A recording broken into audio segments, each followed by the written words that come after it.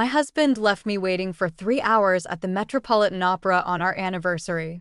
When he finally appeared with his colleagues, he smirked. "See, I told you she'd still be here waiting like a devoted puppy." They all erupted in laughter. I maintained my composure, ordered another champagne, then quietly disappeared. His 78 frantic calls began when he discovered I'd booked a first-class flight to Rome using his platinum card. I glanced at my watch again, 8:47 p.m. 3 hours and 17 minutes of sitting alone in this velvet seat, nursing the same glass of champagne that had long since lost its effervescence.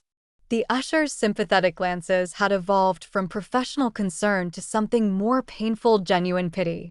"Would you like another program, Mrs. Bennet?" The usher, James, approached with carefully crafted cheerfulness.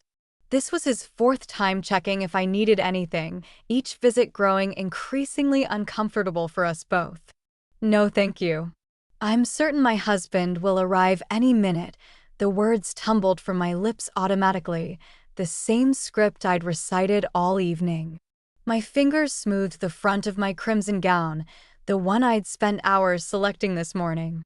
Nathan had once mentioned red made me look almost sophisticated, which was as close to a compliment as I'd received in years. My phone vibrated again.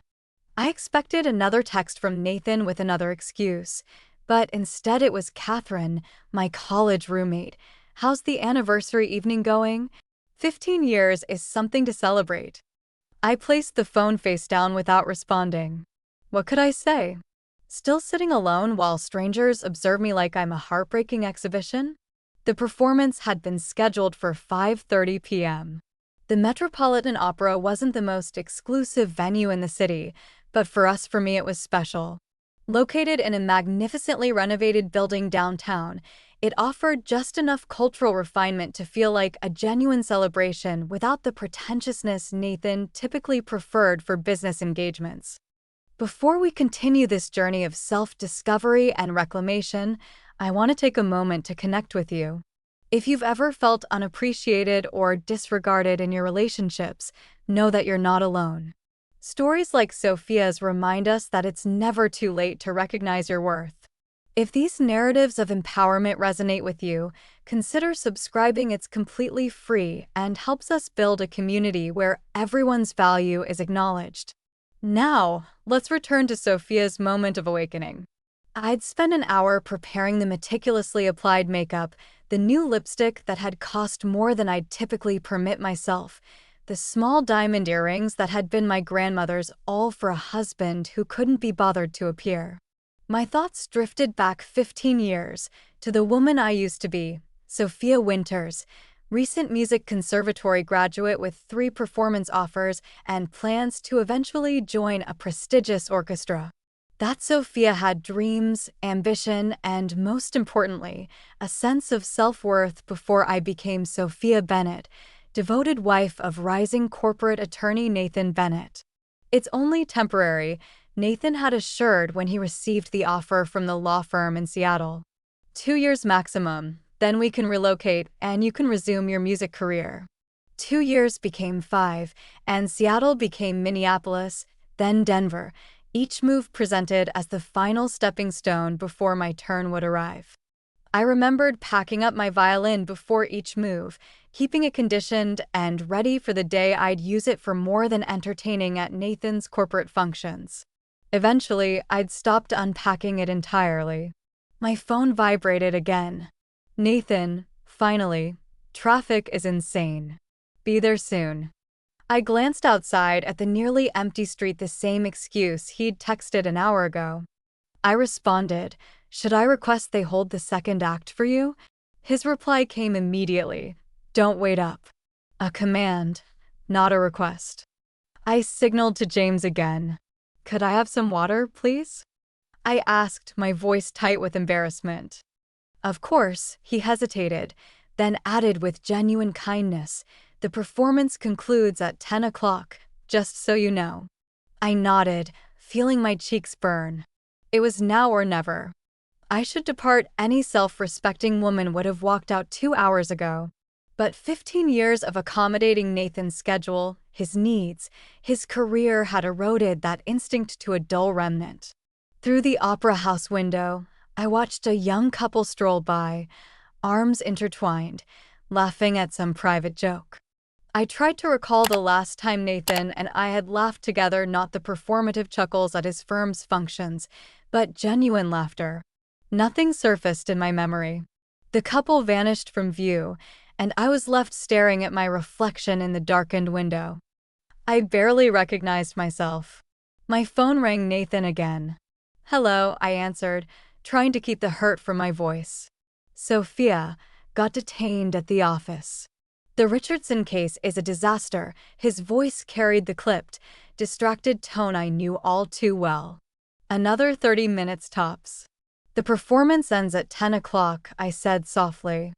"I've been here since 5:30, Nathan." A sigh from the other end. "You're making this about yourself again. This case could secure partnership for me."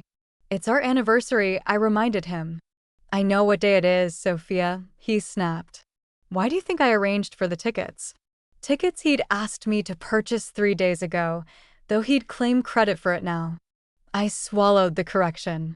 "Just wait. I'll be there." He disconnected without a farewell. An elderly couple nearby was gathering their belongings. They'd arrived an hour after me, enjoyed the first act together, and were now departing before the second. The woman caught my eye and offered a small smile, another look of pity to add to my collection. I retrieved my compact mirror, checking my appearance. The careful makeup remained intact, but my eyes revealed the strain of maintaining the facade. When had I transformed into this person? This doormat? This devoted puppy always waiting? James approached again, this time accompanied by the house manager, a woman in her 50s with compassionate eyes. "Mrs. Bennett," the manager began gently, "we're approaching intermission. Would you like to move to a more comfortable waiting area? We could arrange refreshments." The humiliation scorched my chest. "My husband is en route. Just another 30 minutes. She nodded, but the look she exchanged with James communicated everything. They'd witnessed this before: women waiting for men who might never arrive, making excuses for them, diminishing themselves. I took a long sip of water, recalling the day I'd declined the second violinist position with the Denver Symphony to assist Nathan prepare for a major case. "Once I'm established, you can perform wherever you desire," he promised, a promise that evaporated like morning mist once he won. The opera house had emptied considerably during intermission. Only scattered patrons remained. My phone vibrated with another message from Catherine. "Everything okay?" I surveyed the vacant seats, the program set for 2 with one sitting untouched, and the truth struck me with sudden clarity. Nothing about this was okay. Nothing about the last 15 years had been acceptable. I checked my watch one final time, 9:21 p.m. 3 hours and 51 minutes of waiting, and for what? The opera house doors swung open, sending a cool draft across my bare shoulders. Nathan's voice carried first, that confident baritone that commanded courtrooms and dinner parties alike. Then came the laughter, multiple voices, not just his. My stomach plummeted.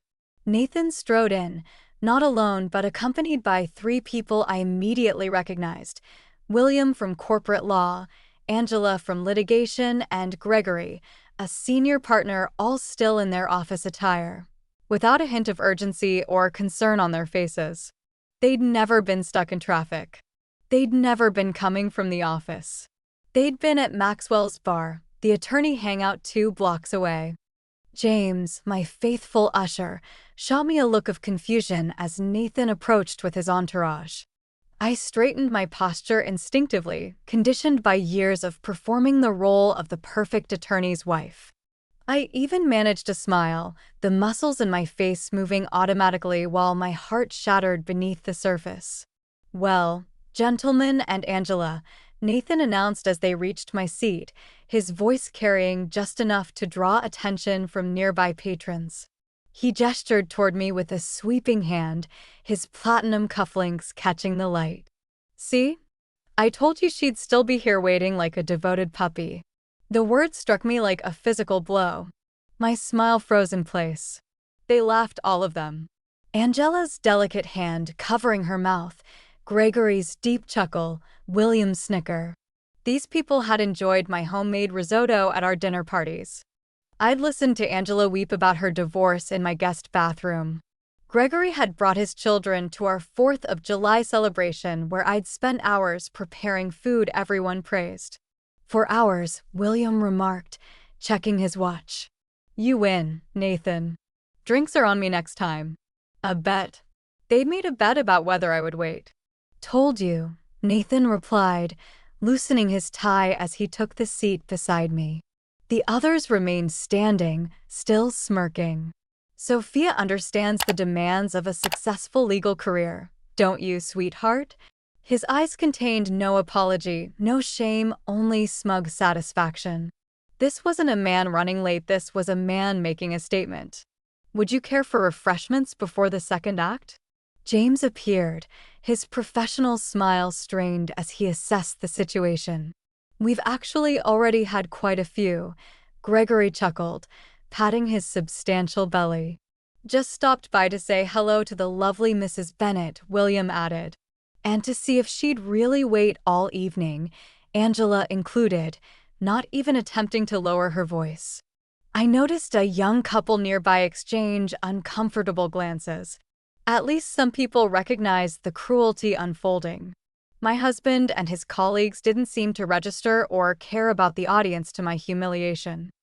"I'll have another glass of champagne," I said to James, my voice emerging steadier than anticipated. "Make it the bottle," Nathan corrected. "We're celebrating 15 years of marital bliss." His hand reached across to pat mine in a gesture that probably appeared affectionate to onlookers, but felt possessive, triumphant. James nodded and retreated, throwing me another sympathetic glance. "I should head out," Gregory said, checking his phone. "Victoria's waiting." "Congratulations on the anniversary, you too." "Nathan, see you at the Richardson deposition tomorrow." Angela and William also made their excuses, offering congratulations that rang hollow after their participation in my public humiliation. As they departed, Nathan settled into his seat more comfortably, as if the evening were just beginning. "You should have moved to the lounge," he said, examining the program. "Second act's probably starting soon." "Why did you do that?" I asked quietly. "Do what?" His eyes didn't leave the program. "Bring your colleagues here. Make a bet about whether I'd wait." He looked up then, mild annoyance crossing his features. "It was just a joke, Sophia. Don't be so sensitive. Besides, it's good for them to see what a supportive wife I have." Gregory's wife would have left after 30 minutes. He said this as if I should feel proud. James returned with the champagne and took Nathan's coat with professional detachment. When he turned to me, I simply said, "Nothing for me, thank you." "You're not staying for the second act?" Nathan frowned. "I've lost my interest."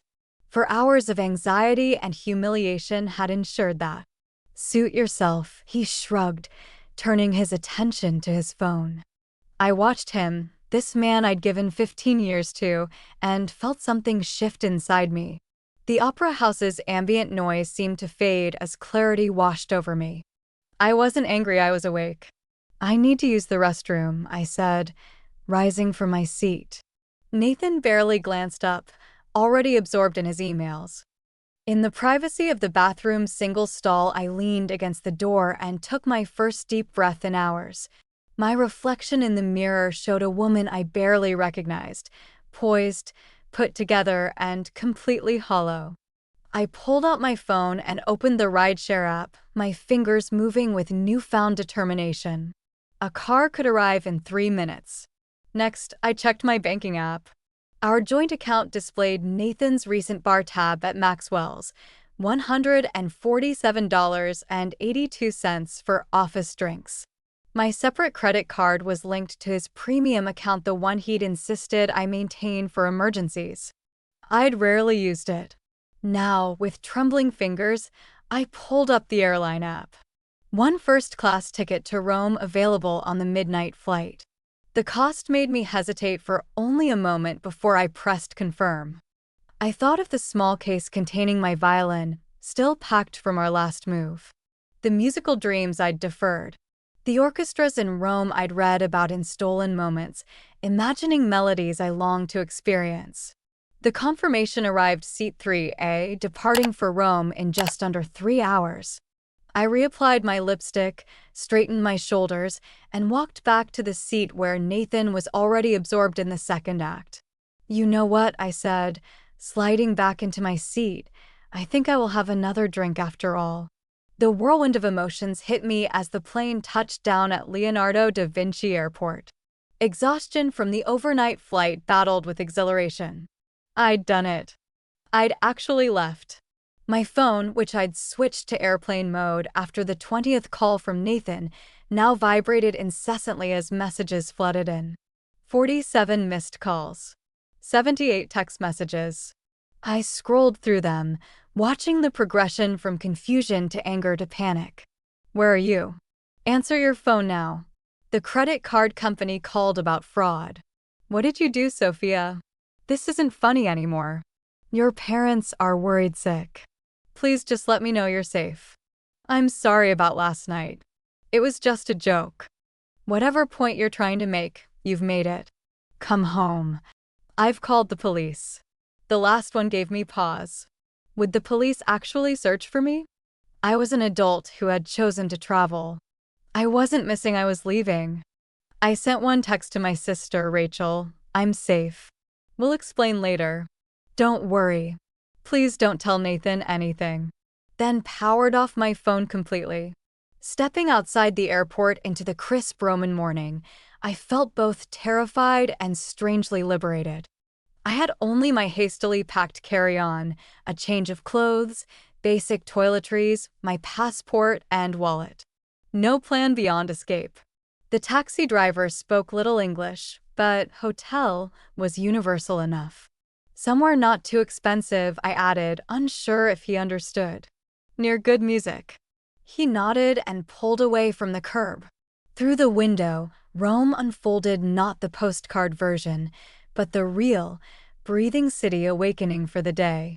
Street vendors arranging displays, bakers carrying trays, early commuters hurrying to buses. We arrived at a narrow street in what I'd later learn was the Trastevere neighborhood. The Hotel Melodia was modest, its terracotta facade weathered, but charming, not a tourist trap, but a place actual Romans might recommend to visiting friends. "Buongiorno," I attempted at the front desk, my Italian pronunciation embarrassingly American. "Good morning," replied the concierge in perfect English, his smile kind. "Welcome to Hotel Melodia. Do you have a reservation?" I shook my head. "I'm sorry, no. It was a spontaneous trip." Something in my expression must have communicated more than my words.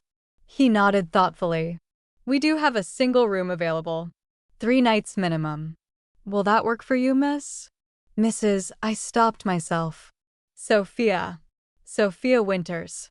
My maiden name felt foreign on my tongue after 15 years. The concierge, Marco, according to his nameplate, was American from Boston originally. He'd moved to Rome 12 years ago for love and stayed for the music after the relationship ended. As he processed my credit card, he offered suggestions for nearby cafes and walking routes, marking them on a small map. "The best place for your first proper Italian coffee is just around the corner," he said, circling a spot. "Cafe Armonia. Tell Lucia that Marco sent you."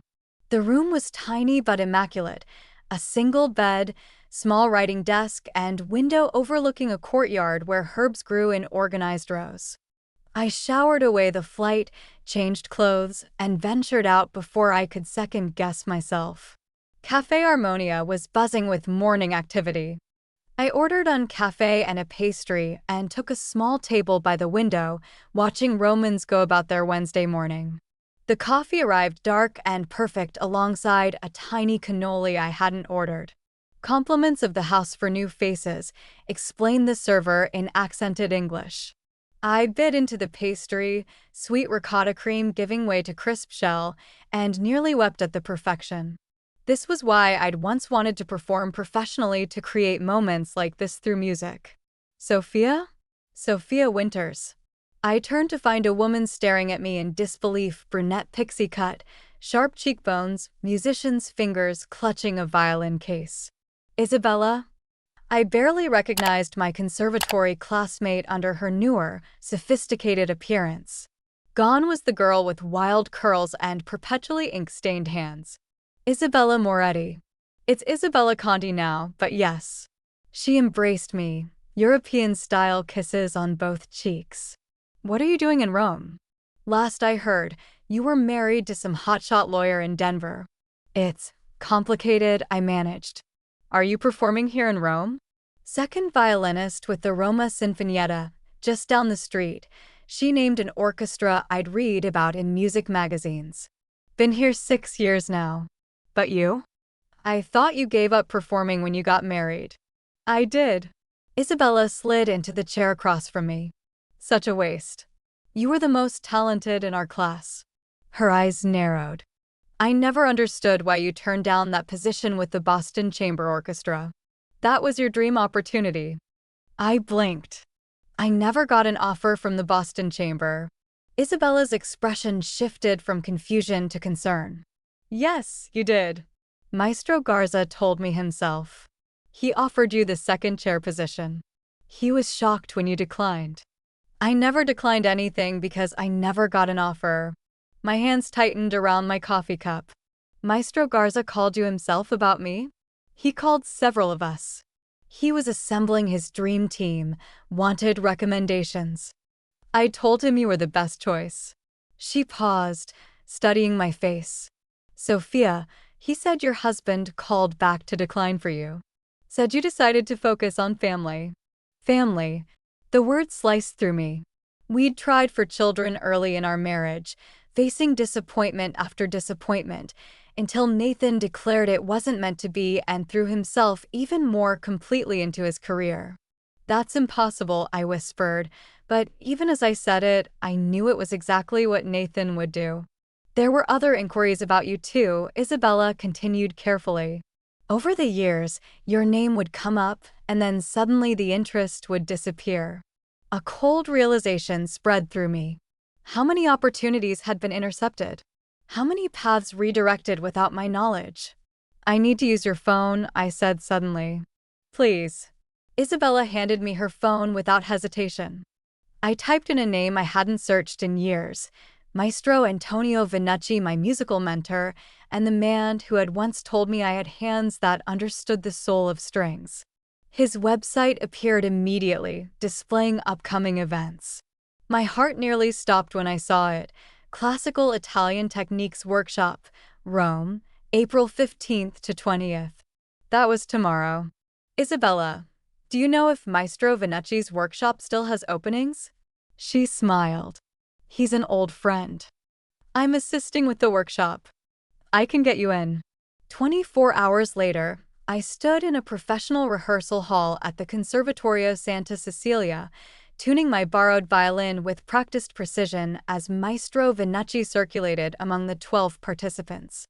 He had embraced me with genuine delight when Isabella introduced us, not a hint of judgment in his eyes when I explained my extended absence from professional performance. The hands remember what the mind forgets, he said, watching me work. Your technique is still beautiful, Sophia. Over lunch break, Isabella introduced me to Giovanni Ferrante, a music critic for Armonia's digital division, and Elena Russo, who managed 3 small performance venues in Rome. They asked questions about American music trends, genuinely interested in my perspective despite my years away from the industry.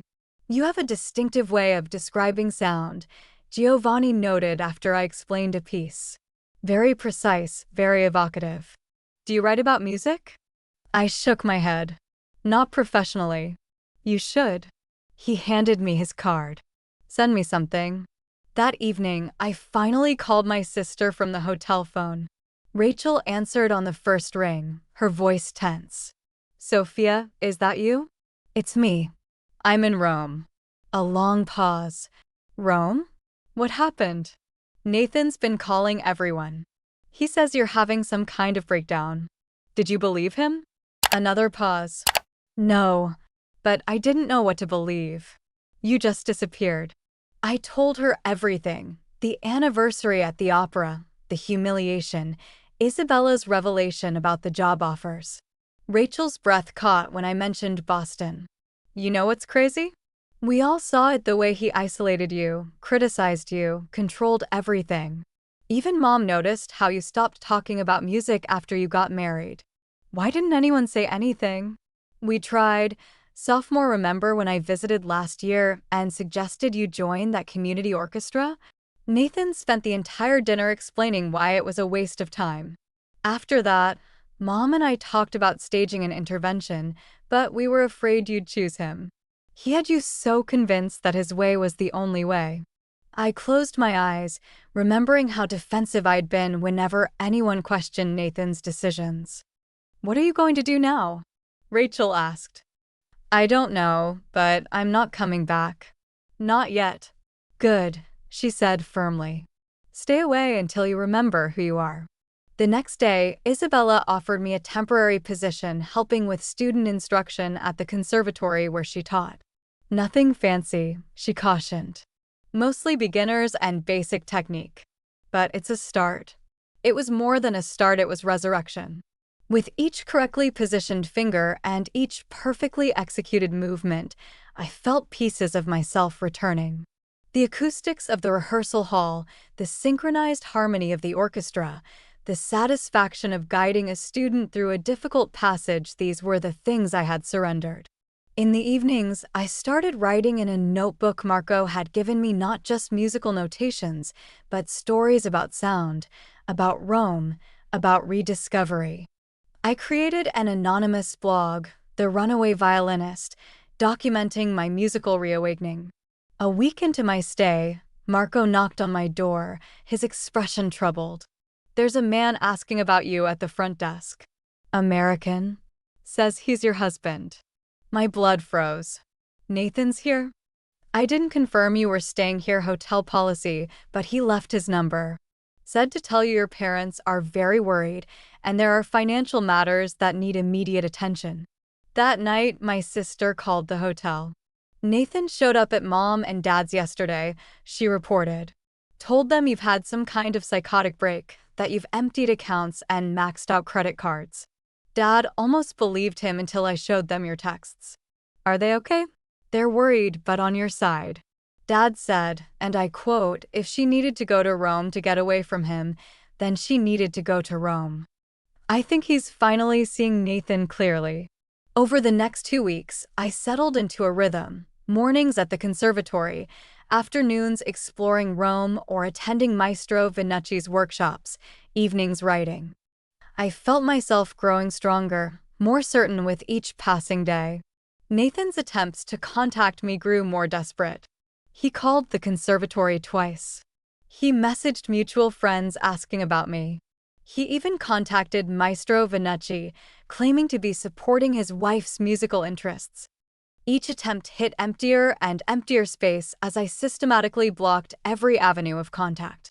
I updated my blog daily, pouring my thoughts and experiences into it, describing the perfect acoustics I discovered in a tiny chapel, the string techniques I was relearning, the way sunlight hit the Tiber in early morning. 3 weeks after my arrival, Giovanni Ferrante appeared at the conservatory during my lesson break.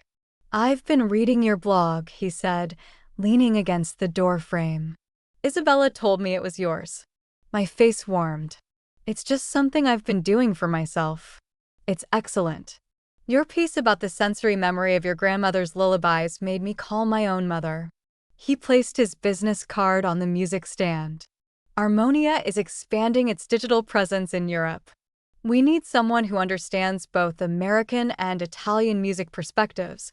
Someone who can review performances and write about them with passion and precision. I stared at the card. You're offering me a job?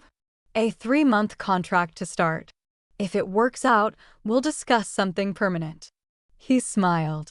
The editor attended your student recital when he visited the conservatory last week. He said your teaching produced the most emotionally resonant performances he's heard all year. The conservatory director had allowed me to showcase my beginning students in a weekend recital. I hadn't realized anyone important had attended. This isn't charity, Giovanni added, seeing my hesitation. This is recognition of talent. Your husband may have derailed your career once, but he doesn't get to do it twice unless you let him. I picked up his card, feeling its weight in my hand. When would you need an answer? Take the weekend. Call me Monday. He stood to leave, then turned back.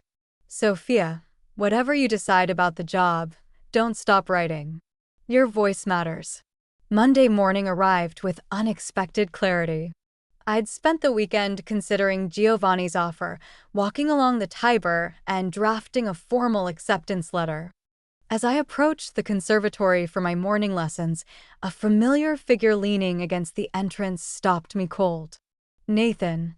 He straightened when he saw me, adjusting his tie, a power move I recognized from countless firm functions. He'd lost weight, and shadows beneath his eyes suggested sleepless nights, but his expression shifted quickly into the concerned husband persona I knew was for public consumption. Sophia, he said, voice deliberately gentle. Thank God. I've been so worried. Several faculty members glanced our way as they entered for their classes. Nathan stepped forward, arms outstretched as if for an embrace. I stepped back. How did you find me? My voice remained steady, surprising even myself. Does it matter? I'm here now. We can sort this out.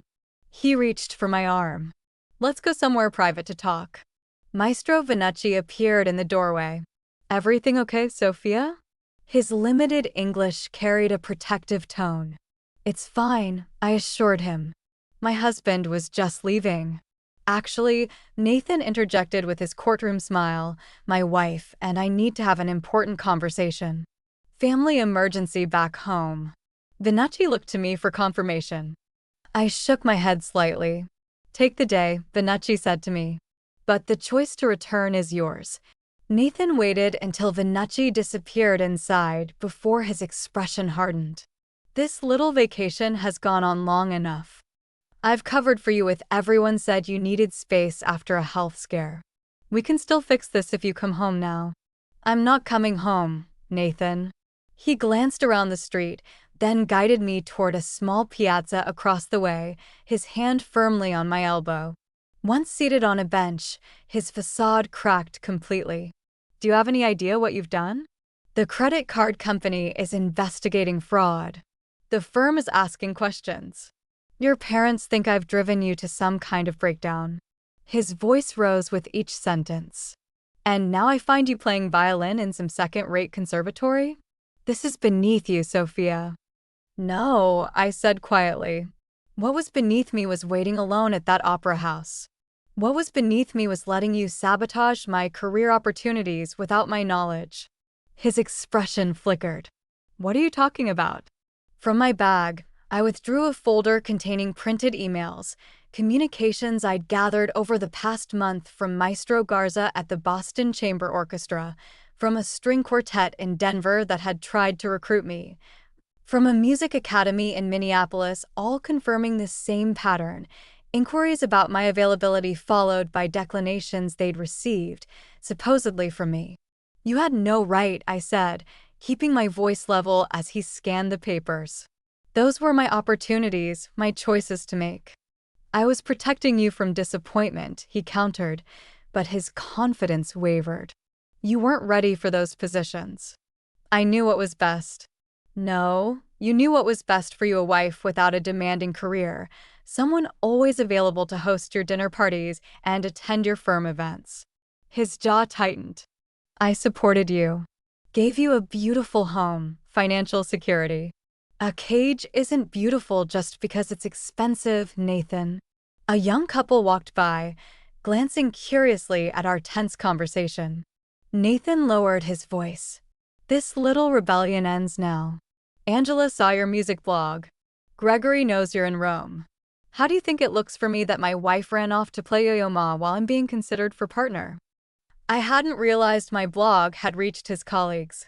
A small, satisfied smile tugged at my lips. That wasn't intentional, but I'm not sorry they should know who you really are. His face flushed. Is that what this is? Some calculated revenge plot? Destroy my reputation because I was late for a stupid opera. This isn't about revenge, Nathan. It's about reclaiming my life.